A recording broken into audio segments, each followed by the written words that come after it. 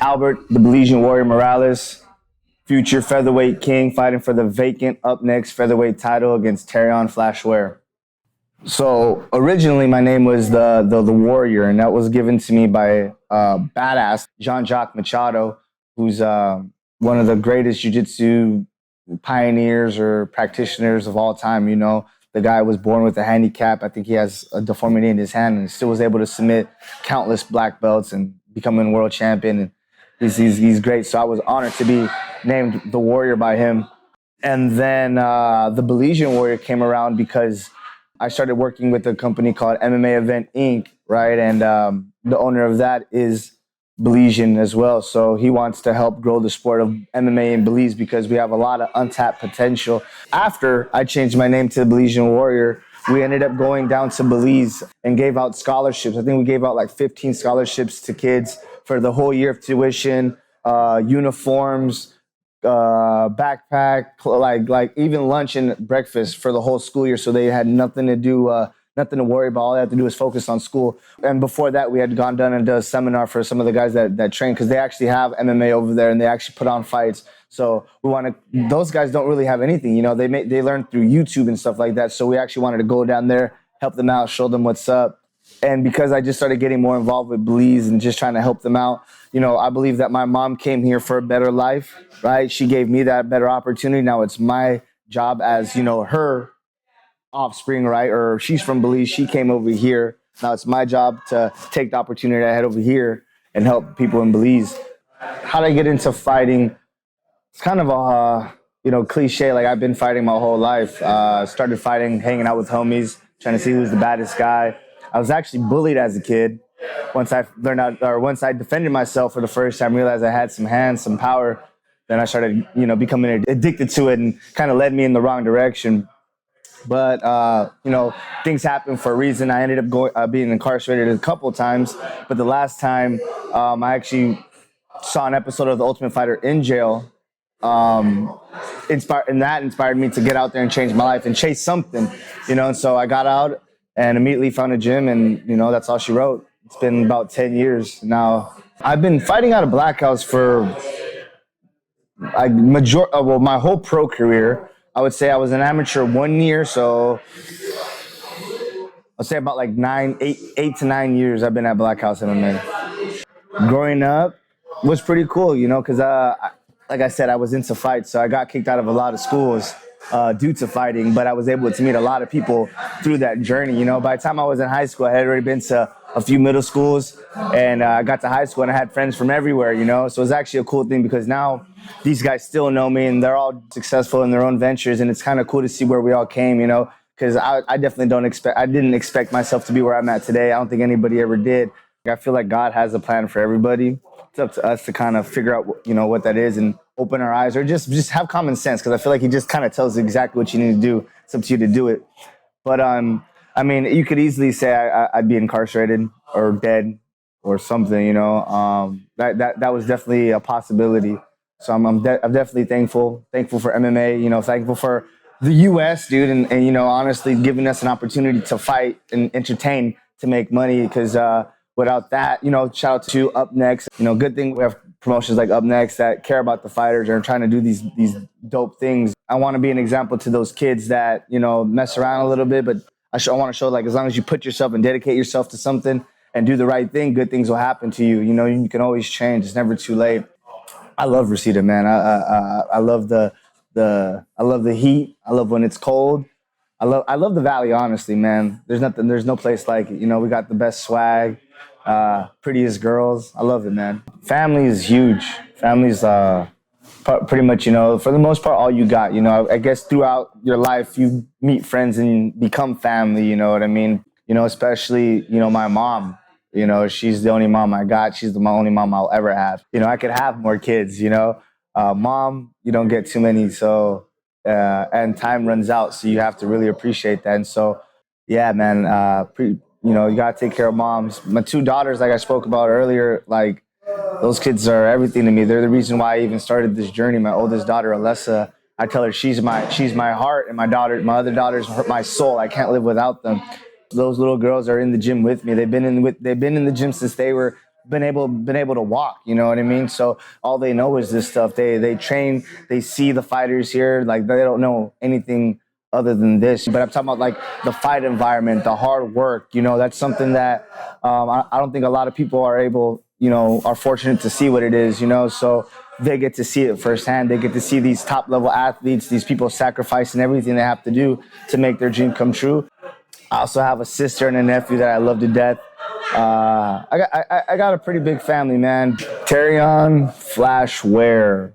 He's the Flash, right? He's a great striker. He's a great father. That's a big thing too, because that's going to make him, that allows him to push as hard as he is, because that's what I'm going to get into next. He's also a gritty fighter, tough. He is a threat because every fight it's a scrap. Anything can happen. And the volume that he puts up gives him a good percentage. But I know that he doesn't have the power that I have. I feel like he's gone kind of plateaued and hasn't gotten really better. I mean, his grappling has kind of gotten better, but his grappling was never on my level of grappling in the first place. And what I've been doing for this camp is the same thing I always do: train hard as hell, grind every single day, take no shortcuts, working smart. I'm used to working hard, but now I'm working smart.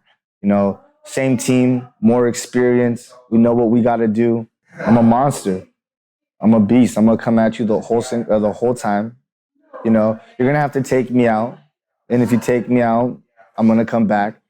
There's no stopping me, man. And the thing is, the scary thing is, now I'm a veteran. Now I've been through the ups, I've been through the downs. I felt what it felt like to be at the highest, and I felt what it felt like to be at the lowest. And now it's my time. I'm 31 years old, which is still young, and this is my time to go. And I'm hungry. It's gonna be a bad night for Terrion. Terrion Flash Ware, featherweight, fighting August 20th at UpNext 2. I'm originally from Los Angeles, Mid-City, California. I grew up on like Adams and Normandy in that area.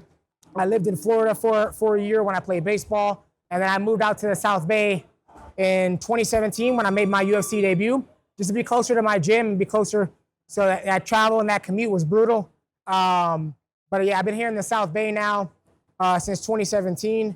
But I got my start in Los Angeles, California. That's my city. Yeah, growing up as a teenager, man, I was, I grew up in an unfortunately kind of a gang-riddled neighborhood, but I was lucky enough to have a grandmother that she didn't play that. So for her, it was always like, when you go to school, you come from school, you're going to a park and do an activity, something. So it was either karate, it was baseball, it was basketball, it was always something. So it kept me out of trouble. So as a teenager, I didn't get in trouble, even though I was surrounded by trouble. I was able to stay away from all of that and just stay in the sports, keep my head on straight. And it kept me away from a lot of the violence and the gang stuff that was going on in my neighborhood. A lot of friends, ended up in dead or in jail. And I was very fortunate to have, a grandmother and just people behind me to keep me away from that. So growing up in an area was rough, man, but I was able to get through it, and I feel like I'm a better person because of it. From the time I was a kid, watching Power Rangers, Ninja Turtles, and things like that, I was always interested in martial arts. And my uncles, they trained Kyokushin karate, and so by the time it was time for me to come of age and be able to start training, I started training with them, and so I've been doing martial arts since I was about 5 years old. When I got to high school, played traditional sports, blew out my arm playing baseball. That led me back into wanting to get into fighting again. Started training, had my first fight after my 24th birthday, and been doing it the last 12 years. I just like the competition. For me, growing up, I played every sport known to man, and so I was always super competitive. And having that background in karate and striking and things like that, I was used to getting hit, And a lot of guys that I trained with were bigger than me and older than me. So it was kind of like that little brother type thing. And so as I started training more and more, and then when I became an adult and started getting into like MMA, trying out my first couple of classes, I was already kind of used to it, but it was still learning a lot of different things that was difficult. And that's what I liked about it, that it was hard. And so it's one of those things, man. You can't teach people how to get punched. They either have it or they don't. Like, you'll tell the first time somebody spars whether or not they can fight or not, just based upon how they react. And it's not always like being scared. Some guys get too emotional, and those guys can't think during a fight, and they gas themselves out because they get too riled up. And so trying to be able to stay even keeled in the midst of chaos and keep your mind controlled, I just kind of gravitated naturally to fighting. I've been here at CMMA for about 2 years now. I've known Chad George for about 10 years now. We've always trained together off and on. Even when I was at another gym, I would help him train for fights. He would help me train. And every time we worked together, it was always good work. We always helped each other. It was always great. And so as my career went on, I was loyal to the person that I was with. But after a while, the team starts to break apart a little bit. And so I needed a place to train that was going to give me great training partners, great coaching staff. And Chad invited me to come down for a couple camps. I had success doing so. And then I just decided, I woke up one day, I was like, you know what? Like, it's the best for my career. Like, this is where I need to be. And this gym has helped transform my career. Yeah, I mean, with UpNext Fighting, George has been around for a while. The guys, same things from Bash Boxing. They've been around for a while, and they've done other shows that I've been on. I was George's champion at CXF when he ran that. And he just always ran great shows. He's always treated the fighters right. He's always put on shows.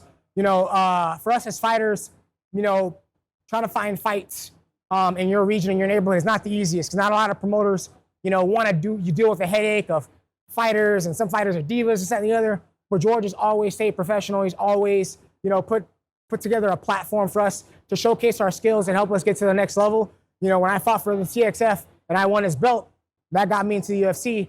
And so, George hit me up, and when he was putting together the show, my coach Chad is also a part of it. He's doing a lot of digital media stuff for it as well too. So they were like, hey, we're putting together this show. It's going to be dope. It's going to be crazy. And having worked with him before, obviously I'm going to believe him, and I know. And I was able to jump on that card, and he put me in this 4-man tournament. And I'm just stoked and excited to be a part of this 4-man tournament and have a chance to be the first ever pro champion for them. My family, they don't really like me fighting, but they support me. They'll come to the fights, but they don't come to all of them. They're just not used to it. They don't like it, but for sure they're always super supportive of me. Anything that I need, they're always helping me out. They're always taking care of me.